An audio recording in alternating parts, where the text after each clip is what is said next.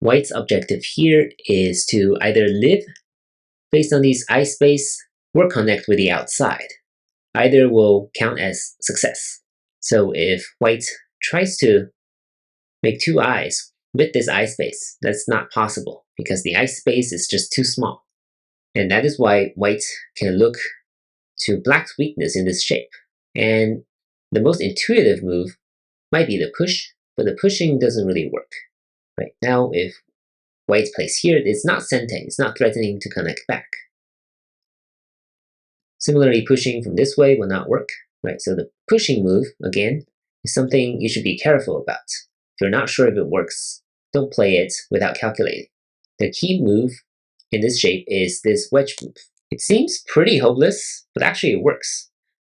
If black captures number 1 this way, now white can stand down here, threatening this move, right? This is how white lives. Now, number 6 and 7 will be miai. White will live either way. And that is why black will have to reduce white's eye space. But now, due to the setup at number 3, white can descend this way. If black connects, white can connect this way. If black attaris, then white can connect, threatening to capture this stone here, or cutting off these 2 black stones.